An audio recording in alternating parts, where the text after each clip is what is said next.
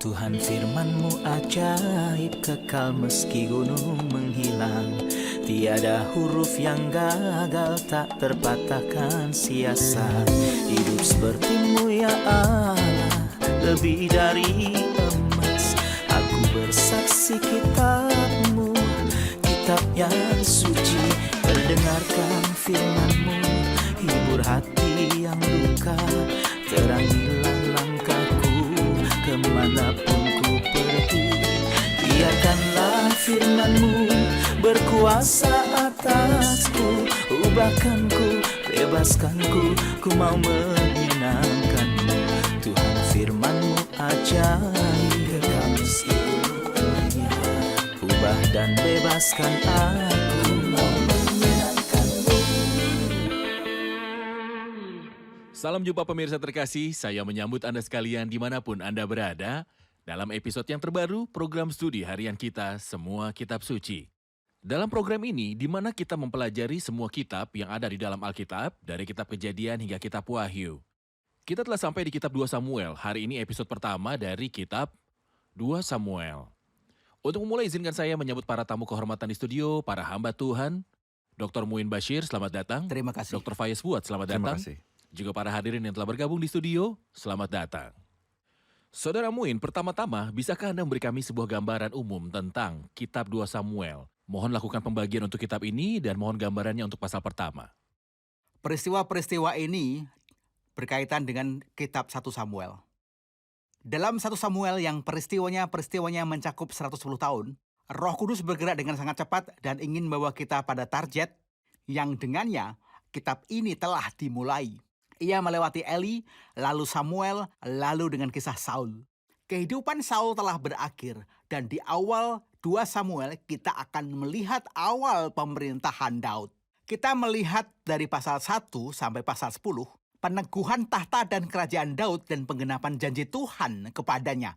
Kita melihat Daud dalam kemuliaannya dan kesejahteraan kerajaannya dan kehidupan spiritualnya yang indah.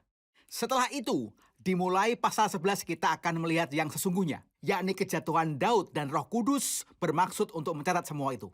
Bagi kita untuk memberi kita sebuah peringatan dan juga pelajaran. Sebab itu siapa yang menyangka bahwa ia teguh berdiri, berhati-hatilah supaya jangan jatuh. Selalu dikatakan bahwa kejatuhan orang besar itu besar. Faktanya kita telah pelajari dalam studi kita, Daud menuai hasilnya yang pahit.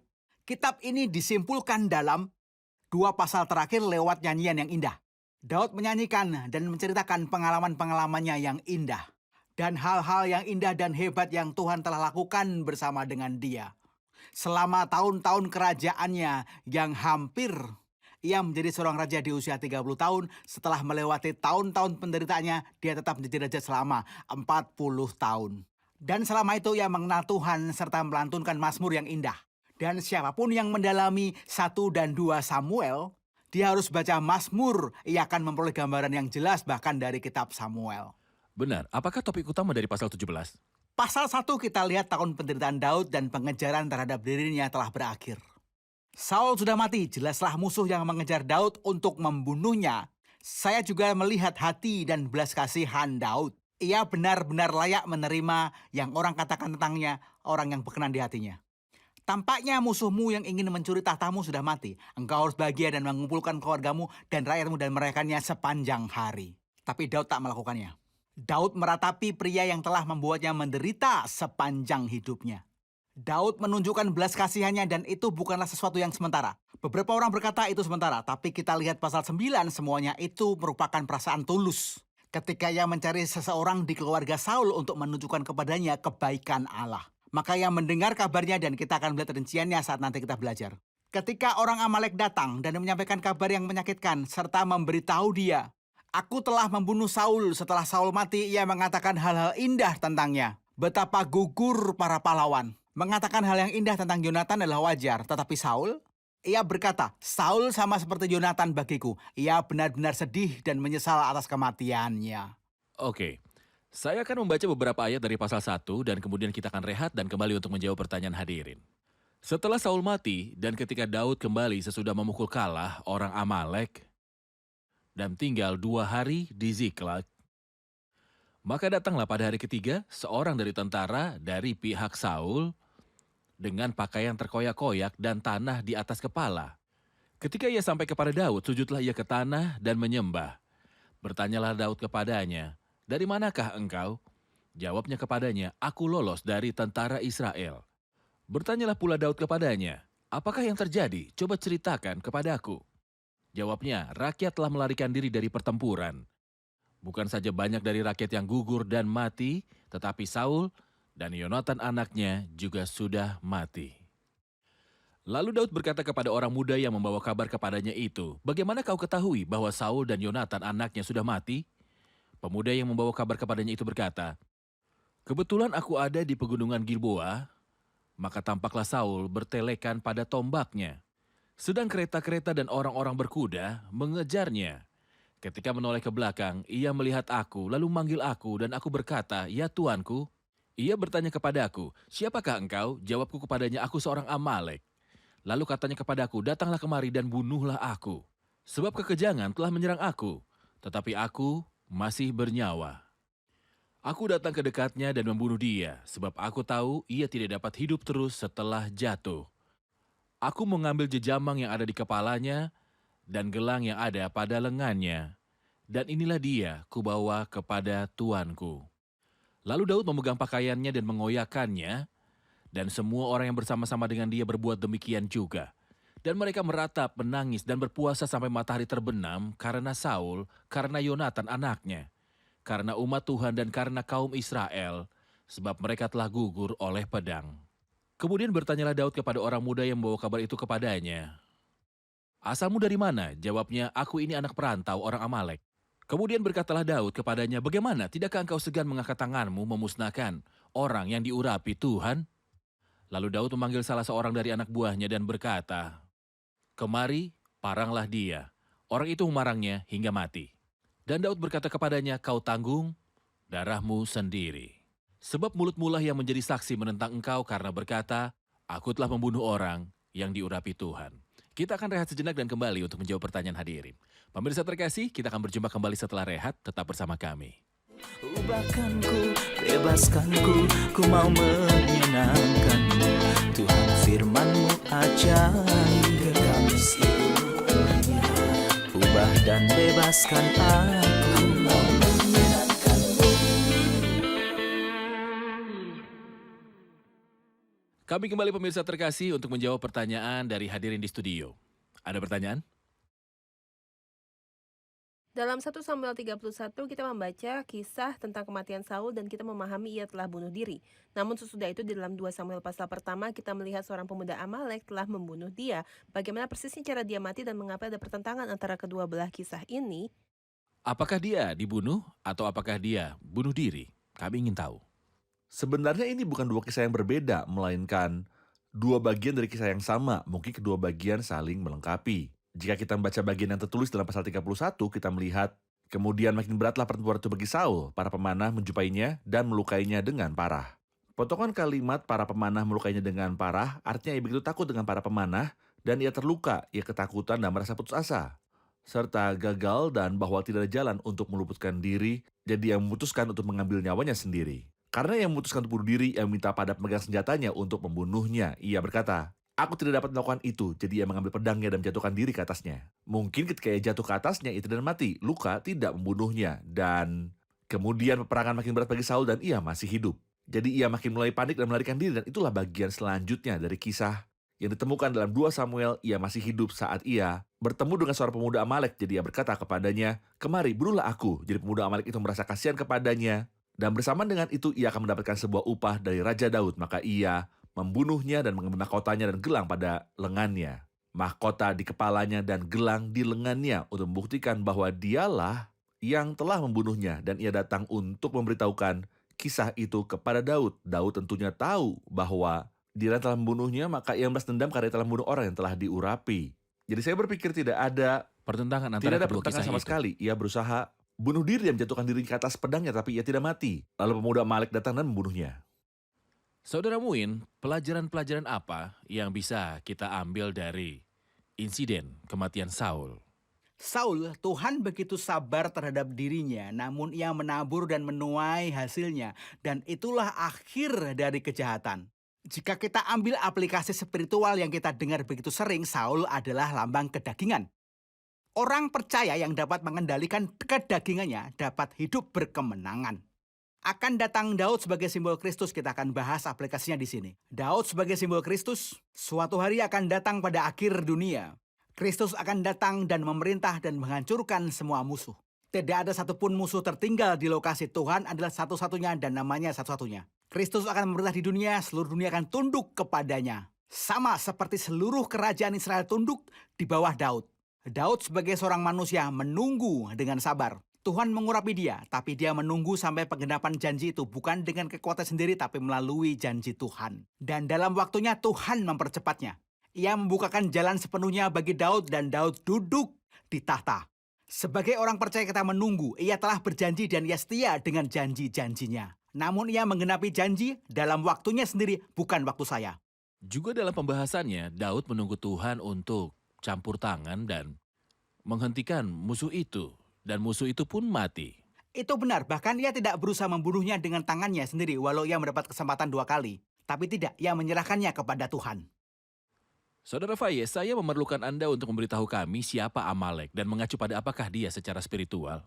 Amalek yang adalah keturunan dari Esau mengacu pada kedagingan yang ada di dalam kita dan dosa yang ada tinggal dalam kita. Sifat dosa Atau di dalam sifat kita. dosa yang telah kita warisi dari Adam. Sifat yang suka untuk melakukan dosa dan tidak menyukai perkara-perkara dari Tuhan. Dan tidak menyukai perkara-perkara yang selaras dengan sifat kudus Allah. Sifat itu cenderung untuk melakukan dosa dan ketidaksucian serta melakukan kemauan sendiri. Jadi orang Amalek mengacu pada hal itu. Kali pertama penyebutannya adalah dalam Kejadian 36. Tetapi setelah itu kita membaca bahwa ia muncul kembali setelah gunung batu dipukul dan umat Tuhan itu minum air yang keluar darinya. Kiasan untuk Kristus yang dipukul agar Roh Kudus akan datang. Segera setelah itu musuh pertama yang memerangi dan menghalangi umat Allah untuk dapat bergerak maju dan memiliki berkat-berkat mereka adalah orang Amalek, kedagingan yang buruk yang ada di dalam kita. Ada sebuah peristiwa di sini yang darinya kita belajar bahwa Saul merasa kasihan dalam 1 Samuel 15. Ia merasa kasihan terhadap Agag, Raja Amalek. Dan ia menyelamatkan nyawa Raja Amalek. Ia tidak membunuh orang Amalek. Dan dosa yang tidak kita berantas akan mematikan kita. Begitulah dikatakan orang. Jika kita tidak mematikan perbuatan-perbuatan tubuh oleh roh, jika ia merasa kasihan atas kedagingan yang ada dalam kita, dan kita tidak mendisiplin tubuh serta mengendalikannya, jadi jika kita merasa kasihan atas kedagingan yang ada dalam kita, kedagingan yang ada dalam kita, akan menimbulkan sebuah skandal besar. Dan Roma 8 dikatakan jika kamu hidup menurut daging, kamu akan mati. Tapi jika kamu hidup oleh roh, kamu mematikan perbuatan-perbuatan tubuhmu, kamu akan hidup. Dosa yang kita tidak matikan akan mematikan kita. Terkadang dalam zaman modern kita melihat penggantian kerajaan-kerajaan dan rezim-rezim. Setiap yang mengambil alih kekuasaan selalu mencari pendahulunya, rezim yang lama. Yang baru berusaha untuk mengakhiri dia, membunuh dia, atau menempatkan dia di penjara. Ia mencari catatan-catatan lamanya. Yang mempermasalahkan dia dan menyikap perbuatan buruknya. Atau misalnya tidak peduli apakah rezim yang lama jahat atau tidak. Namun siapapun yang mengambil alih kekuasaan menyelidiki kekuasaan sebelumnya. Bahkan jika kekuasaan yang lama memiliki pencapaian, ia akan meremehkannya dan akan memperbesar kekurangannya sehingga ia dapat mengklaim kekuasaannya yang mutlak. Saya mengharapkan di sini bahwa ketika mereka membawa kabar tentang kematian Saul kepada Daud, ia akan berkata, Tuhan telah membunuhnya. Syukur kepada Tuhan, ini berakhir. Ia begini, begitu, dan mulai menyebut kesalahan Saul. Namun reaksi Daud bersama orang-orangnya adalah mereka meratap, menangis, dan berpuasa sampai matahari terbenam. Mohon jelaskan hati Daud dari sudut pandang ini. Izinkan saya mengingatkan pemirsa terkasih bahwa ini adalah seorang yang berkenan di hati Allah. Ia tidak memiliki jejak ingin membalas atau kesombongan atas musuhnya yang telah membuatnya menderita selama tidak kurang 13 atau 15 tahun. Sebaliknya, ia tidak berbohong, tetapi ia dapat menemukan hal-hal untuk memuji Saul. Ia berkata, hai anak-anak perempuan Israel, menangislah karena Saul yang mendandani kamu dengan pakaian mewah dari kain kirmizi. Benar, Saul memang benar melakukan hal itu. Ia adalah seorang pria yang suka pamer, mode, dan gengsian. Jadi ia mendandani anak-anak perempuan Israel dengan sangat baik. Daud mengatakan tentang dia. Daud mengatakan itu dan ia berkata betapa gugur para pahlawan dan ia perkasa dalam keberanian. Ia mulai dengan hebat, lihatlah kemenangan yang ia capai untuk Yabes, Gilead. Dan ia tergelimpang di pegunungan Gilboa, ia tidak berdusta, ia cuma menemukan hal-hal yang dengannya ia bisa memuji Saul. Jadi ia tidak berbohong, tetapi ia tidak menyebutkan perbuatan-perbuatannya yang buruk karena kasih menutupi banyak dosa. Ia adalah seorang yang berkenan di hati Allah. Seorang yang Selain mulia. itu hatinya terluka karena Yonatan teman yang dikasihinya. Kita akan rehat sejenak dan kembali untuk menjawab pertanyaan hadirin. Pemirsa terkasih, kami akan kembali setelah rehat. Tetap bersama kami. Ubahkan ku, bebaskan ku mau menyenangkanmu. Tuhan firman-Mu ajaib, kekal seluruhnya. Ubah dan bebaskan aku, mau menyenangkanmu. Kami kembali pemirsa terkasih untuk menjawab pertanyaan dari hadirin di studio. Saya punya pertanyaan. Apa opini Allah mengenai bunuh diri dan saat-saat keputusan yang manusia manapun dapat hadapi, bahkan orang-orang percaya, sebagai hasil dari situasi-situasi dan tekanan-tekanan dalam kehidupan ini? Tentunya keputusasaan adalah sebuah kemungkinan dan dapat menuntun kepada bunuh diri. Bagaimana Alkitab memandang bunuh diri? Saya setuju dengan Anda bahwa keputusasaan adalah sebuah kemungkinan, namun kasus bunuh diri yang dicatat di Alkitab, tidak seorang pun di antara mereka adalah orang percaya. Orang percaya bisa saja putus asa, ya, lemah, ya, tertunduk, ya. Namun saya tidak berpikir bahwa ia dapat mencapai titik ingin melakukan bunuh diri. Tetapi gambaran umum tentang bunuh diri, pertama, siapapun yang melakukan bunuh diri membunuh dirinya sendiri. Apakah nyawanya adalah miliknya sendiri? Maksudnya, pada awal penciptaan, Alkitab mengatakan Tuhan Allah membentuk manusia dan menghembuskan nafas hidup ke dalam hidungnya. Demikianlah manusia menjadi makhluk hidup. Jadi nyawa bukan miliknya. Nyawa milik Tuhan yang memberinya. Jadi bukan hak manusia untuk memperpanjang ataupun memperpendek hidupnya sendiri.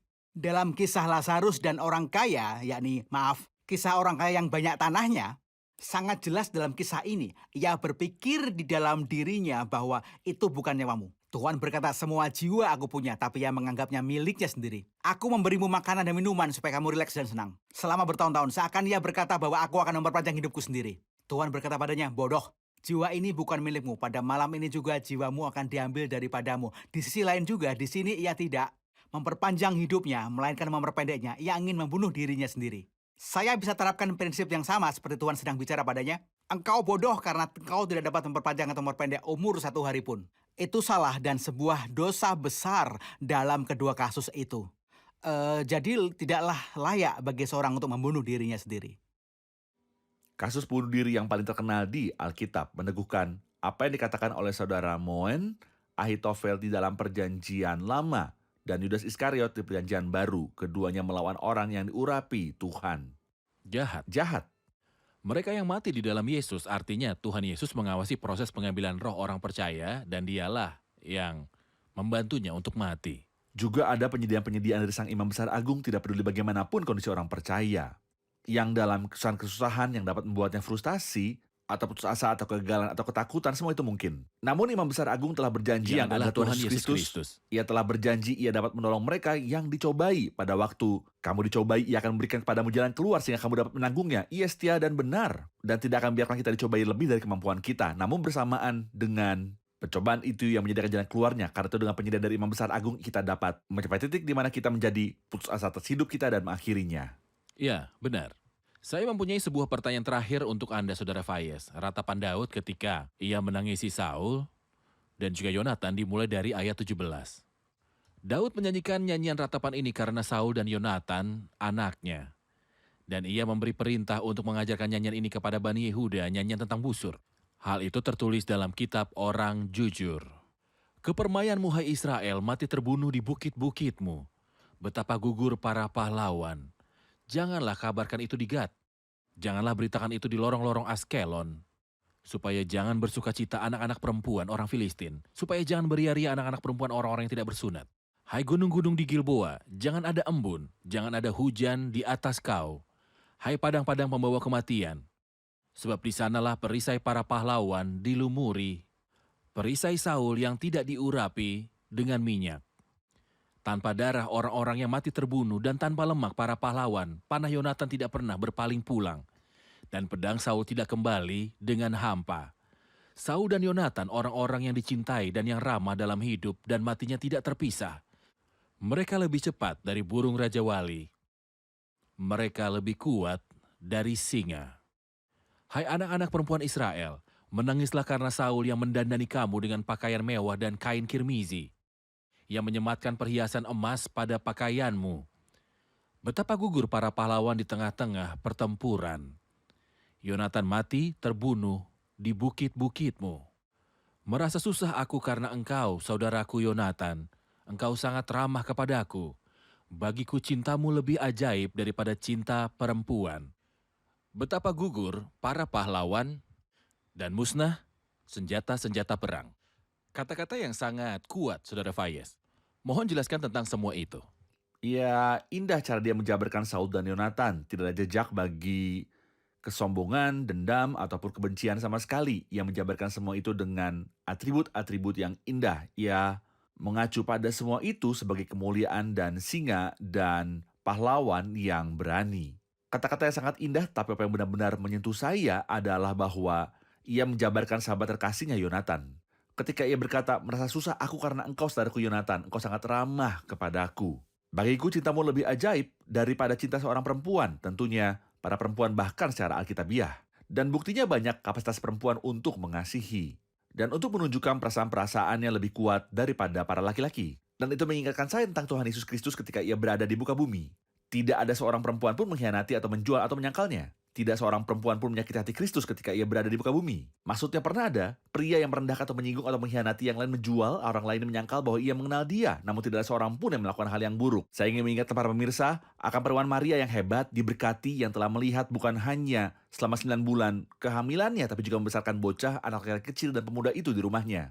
Dan juga ketika ia pergi untuk melayani para perempuan mengikuti dia dari Galilea, menyediakan kebutuhannya dari dompet mereka sendiri. Bukan cuma itu, tetapi seorang yang membasuh kakinya dengan air matanya adalah seorang perempuan juga. Dan seorang yang memecahkan buli-buli pualam dan mengurapi tubuhnya sebelum penguburannya adalah seorang perempuan. Dan para perempuan meratapi dia saat ia berjalan menuju kayu salib. Para laki-laki tidak pergi kuburnya, tapi para perempuan pergi ke sana. Mereka juga tinggal selama peristiwa penyaliban. Dan pergi untuk melihat di mana ia akan dikuburkan dan datang pada pagi hari kebangkitan. Para wanita melakukan segalanya dengan indah karena kemampuan mereka untuk mengasihi dan memberi itu lebih besar daripada para laki-laki. Jadi, di sini ia mengatakan sesuatu yang sangat indah. Ia sedang berkata, Yonatan, bagiku cintamu lebih ajaib daripada cinta perempuan. Ia masih ingat ketika ia pergi menghampirinya di lembah Ela saat ia kembali memegang kepala Goliat di tangannya. Mereka menyanyi lalu pergi membagi-bagi jarahan dan tidak seorang pun peduli tentang kemenangan atau sang juru selamat kecuali satu orang. Semua pria sibuk dengan kemenangan dan jarahan sesudah kemenangan serta keselamatan.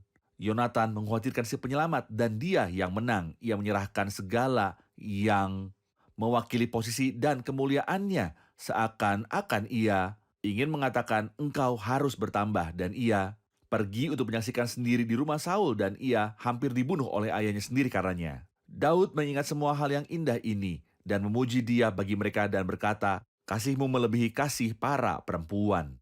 Pernyataan yang sangat halus dan manis. Ia juga tidak lupa untuk menemukan hal-hal untuk memuji Raja Saul. Jadi sejujurnya, nyanyian tentang busur adalah salah satu peristiwa yang paling indah yang ada di dalam Alkitab.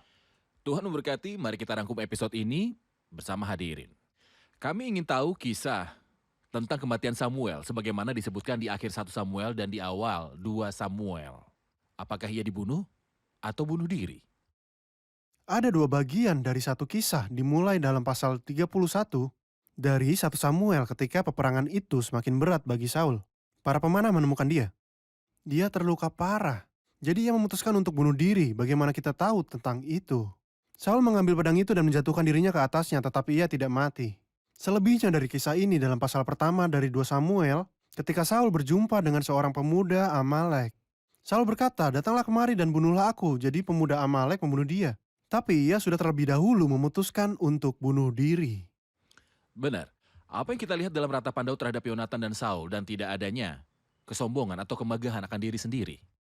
Ini adalah satu dari bukti-bukti yang sangat kuat bahwa Daud adalah seorang yang berkenan di hati Allah. Karena ia tidak memiliki hati yang sombong atau kemegahan akan diri sendiri. Sebaliknya, Daud dapat menemukan alasan yang bisa digunakan untuk memuji Saul. Ia berkata Saul adalah seorang pahlawan dan ksatria dalam pertempuran. Dan ia menjabarkan tentang Yonatan dengan kata-kata yang paling indah. Ia berkata, engkau sangat ramah kepadaku. Bagiku, cintamu lebih ajaib daripada cinta perempuan. Dan itu membuktikan bahwa kasih Yonatan terhadap Daud sangat tulus dan dalam. Jadi orang yang diperkenankan oleh Allah tidak bermegah. Benar, Tuhan memberkati. Terima kasih para hamba Tuhan.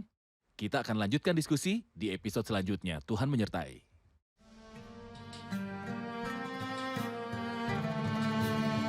أنا محتاج لمسة روحك تغيرني. أنا محتاج يسوع دمك يطهرني. أنا محتاج لمسة روحك تغيرني. أنا محتاج يسوع دمك يطهرني.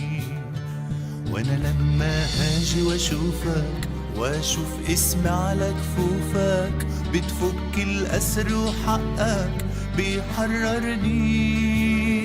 وأنا لما هاجي واشوف اسمي على كفوفك بتفك الأسر وحقك بيحررني. أنا جاي ضعيف قويني. أنا جاي حزين عزيني. أنا جاي لك خاطي برقني وشفيني. المسني بسلطانك وريني مجد جلالك. اغمر قلبي بحنانك وارويني. أنا جاي ضعيف قويني. أنا جاي حزين عزيني. أنا جاي لك خاطي برقني وشفيني. المسني بسلطانك وريني مجد جلالك. اغمر قلبي بحنانك وارويني. لمسة من هد ثوبك بتشفيني. كلمة من فم جلالك بتحييني. لمسة من هد بثوبك بتشفيني.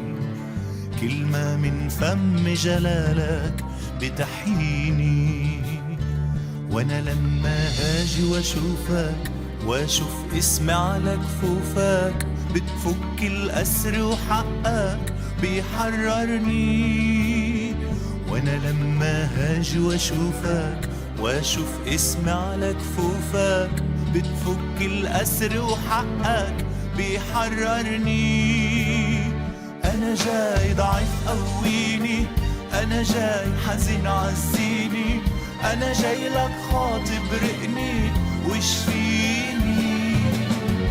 المسني بسلطانك وريني مجد جلالك.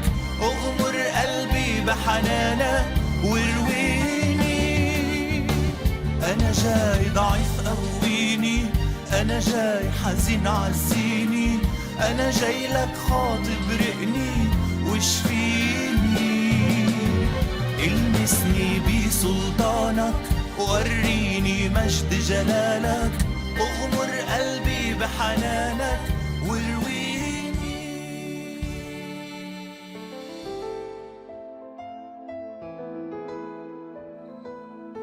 Tuhan, firman-Mu ajaib, kekal meski gunung menghilang. Tiada huruf yang gagal, tak terpatahkan siasat. Hidup seperti-Mu ya Allah, lebih dari emas. Aku bersaksi kitab-Mu, kitab yang suci. Mendengarkan firman-Mu, hibur hati yang luka. Terangilah langkahku kemanapun ku pergi. Biarkanlah firman-Mu berkuasa atasku. Ubahkanku, bebaskanku, ku mau menyenangkan-Mu. Tuhan, firman-Mu ajaib, ubah dan bebaskan aku.